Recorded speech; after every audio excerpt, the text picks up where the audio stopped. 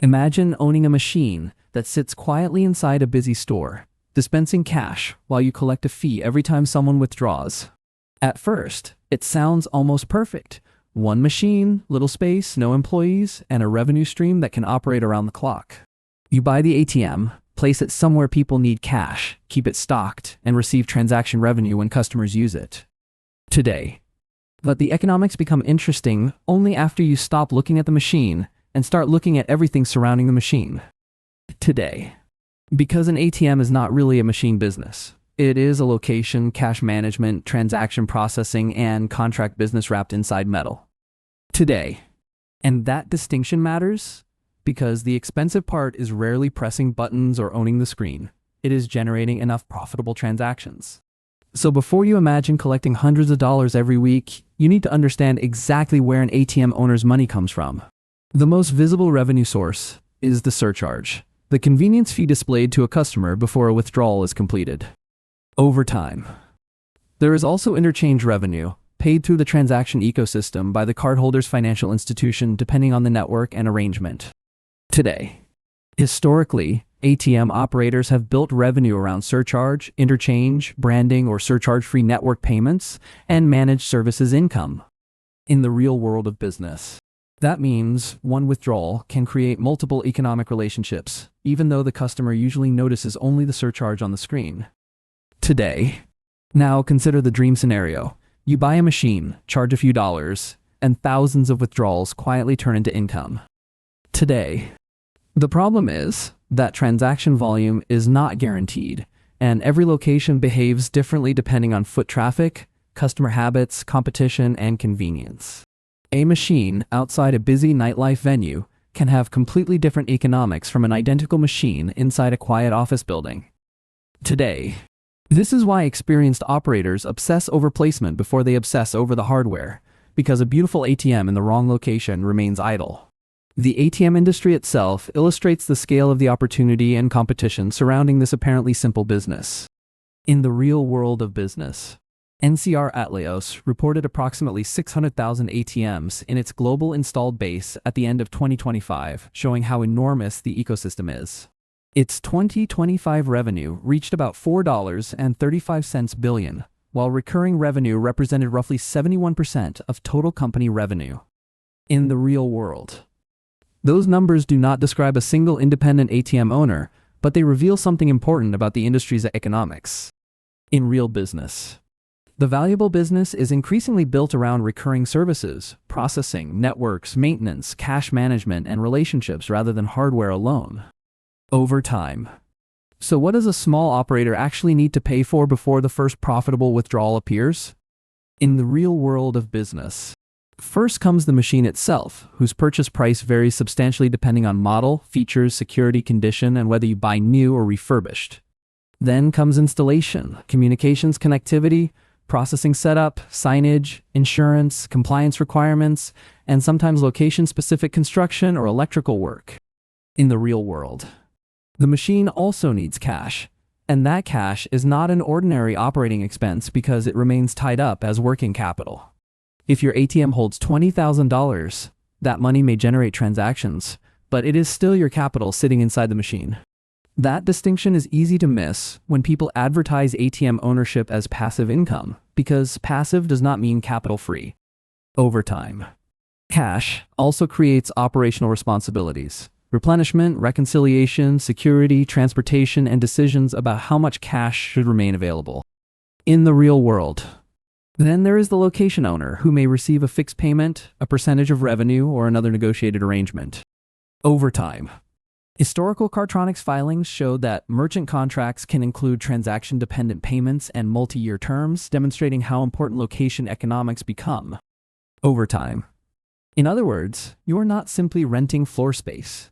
You are negotiating access to a stream of customer transactions. Over time. And that stream can disappear if the store closes, traffic changes, another ATM appears nearby, or customers stop carrying cash. Over time. This is where the economics become less glamorous and more mathematical. When you actually operate one in the real world over time. Suppose, purely as an illustration, your machine handles 200 withdrawals in 1 month, and produces $5 of combined gross revenue per transaction. That creates $1,000 of gross monthly revenue before location payments, network costs, processing, cash servicing, maintenance, insurance, taxes, and other expenses. Notice the word gross because gross revenue is the number that makes business opportunities look exciting while expenses determine what you actually keep.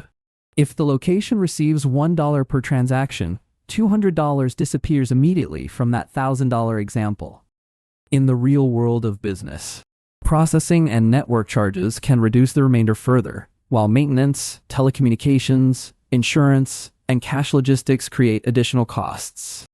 In real business, your final profit therefore depends less on the headline surcharge and more on the complete economics of each transaction. In real business, this is why copying another operator's advertised surcharge tells you almost nothing about whether your own machine will be profitable. Over time, a $5 fee in a terrible location can produce less profit than a smaller fee attached to much stronger transaction volume. Today, now comes the first major trap. People often confuse owning an ATM with owning a profitable ATM location. In the real world, the machine itself is relatively easy to understand. The location is the scarce asset that determines whether customers actually use it. Today, think about the places where cash becomes urgent. Bars, clubs, convenience stores, entertainment venues, tourist locations, cash-heavy businesses, and areas with limited nearby ATMs. The closer your machine gets to a genuine cash need, the more valuable its convenience can become.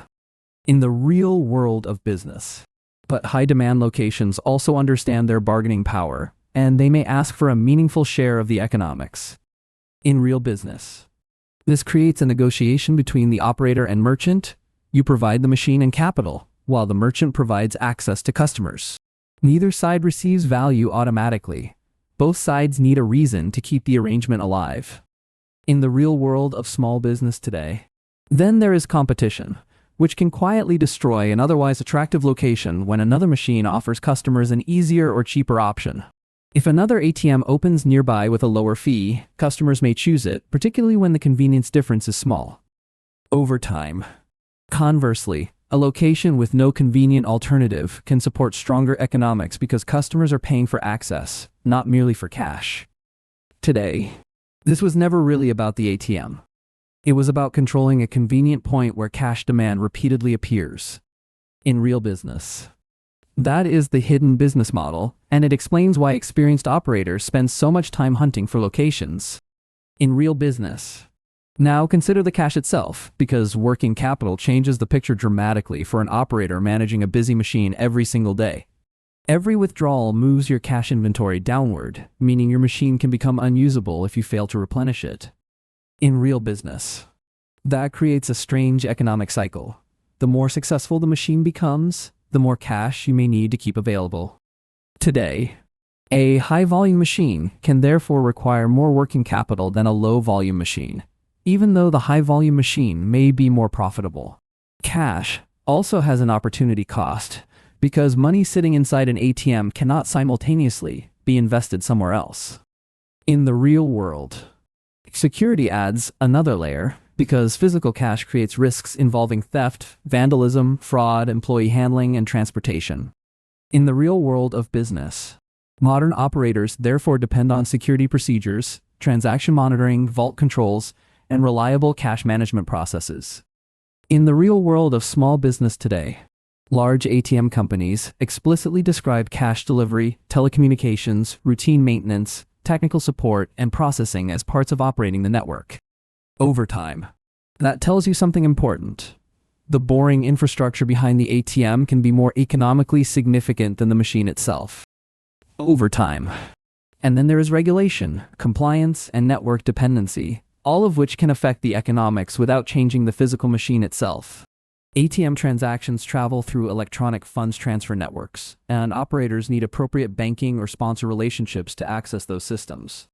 In real business, network rules also influence interchange economics, meaning part of your revenue can depend on fees you do not personally control.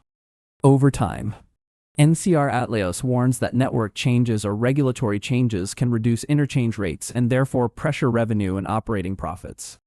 Over time, EMEA has similarly highlighted rising transaction costs and pressure on interchange economics as an industry-wide challenge. In the real world of small business. So the operator faces a business where some important prices are negotiated, some are market-driven, and others are determined elsewhere. Over time. That makes the business less passive than the machine sitting quietly in a corner suggests. In the real world of small business today. Now look at the industry's larger players, because they reveal where durable economics tend to accumulate. In the real world of small business. NCR Atleos reported 2025 ATM as a service revenue of about $258 million, up from $194 million in 2024. In the real world of small business. That growth came from services surrounding ATM operations rather than simply selling boxes, showing the economic value of outsourcing complexity. Over time. The company also reported approximately 78,000 network-managed units in 2025, illustrating the scale available when many machines are connected through one platform. At this level, software, processing, maintenance, cash services, network relationships, and recurring contracts become enormous businesses. In the real world of small business, a small operator cannot replicate that scale, but you can learn from the structure and apply the same economic logic locally across several machines. The machine creates the transaction, the location creates the demand, and the infrastructure converts that demand into recurring revenue. In real business. So who actually gets rich here? When you actually operate one across a real network of locations while managing cash, contracts, maintenance, and transaction economics. The obvious answer is the person collecting surcharges, but the deeper answer is everyone controlling scarce pieces of the transaction chain. Today, manufacturers earn from hardware, processors earn from transaction services, networks influence interchange, service companies earn from maintenance and cash logistics, and landlords monetize locations. Financial institutions can also benefit from network arrangements, branding, and broader customer access without building every physical location themselves. In real business. Even large ATM operators increasingly emphasize managed services and recurring revenue because recurring relationships are easier to scale than constantly selling new machines. The independent owner sits somewhere in the middle, capturing the residual economics after many other participants have been paid. In real business. That does not make the business bad. It simply means your profit is the leftover result of a chain. In real business. Now imagine three possible outcomes, one where everything aligns, one where the business works adequately, and one where the economics disappoint despite strong effort. In the optimistic case, you secure an unusually strong location, maintain high transaction volume, negotiate reasonable rent, and keep downtime extremely low. Your machine becomes a dependable convenience point, generating recurring transaction income while your original equipment cost is gradually recovered. In real business. In the realist case, volume is decent but not spectacular, expenses consume a meaningful share of revenue, and occasional service problems interrupt operations. You still make money, but the return looks more like a small operating business than effortless passive income. In the real world. In the worst case, you buy the machine first and search for a location afterward. In the real world of small business today, the location produces weak volume. The merchant demands unfavorable economics, cash remains tied up, and repairs slowly turn the machine into an expensive object. At that point, the passive income dream becomes a lesson in capital allocation, location selection, and the importance of validating assumptions before buying equipment. So should you actually own an ATM? Or should you leave this business to specialized operators who already understand these economics extremely well? The optimist should proceed only after proving the location, transaction potential, cash requirements, merchant agreement, and complete cost structure. In real business. The realist should treat each machine as a small business unit with its own income statement, working capital requirement, and operating risks. And the cautious buyer should remember that one machine rarely creates meaningful wealth unless its economics can be repeated across many good locations. The strongest advantage is therefore not finding one magical ATM. It is building a repeatable process for finding profitable locations. Over time. That process means measuring traffic, understanding customer behavior, negotiating contracts, monitoring transaction volume, controlling downtime, and managing cash efficiently. In real business. It also means accepting that a machine can be profitable today and weaker tomorrow as payment habits, nearby competitors, or location conditions change. The Federal Reserve reports that cash usage for consumer payments has continued declining, although it appears to have reached a floor rather than disappearing entirely. That matters because the long-term question is not whether cash vanishes tomorrow, but where physical cash remains economically necessary. In real business, ANMIA's recent industry research points toward new transaction types, cash-in services, deposits, transfers, and other functionality as operators search for additional revenue. The ATM of the future may therefore become less about dispensing cash and more about connecting digital money with physical financial services. That creates opportunities, but it also creates new licensing, technology, compliance, and operational complexity for smaller independent operators entering the market today. So the quiet lesson is simple. The machine is only the visible part of the business.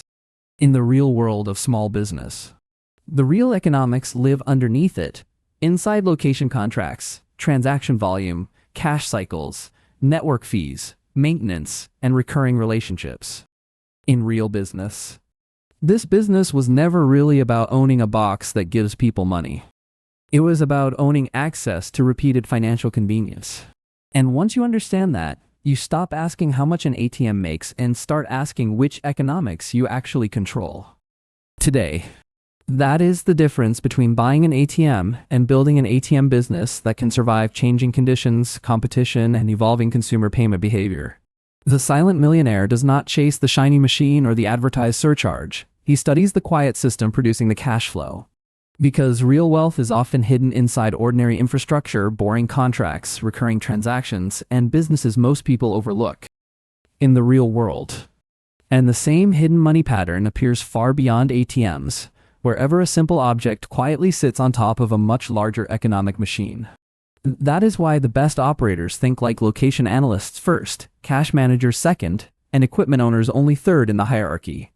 Once you see the business this way, the ATM becomes less mysterious and the economics become much easier to calculate before committing capital.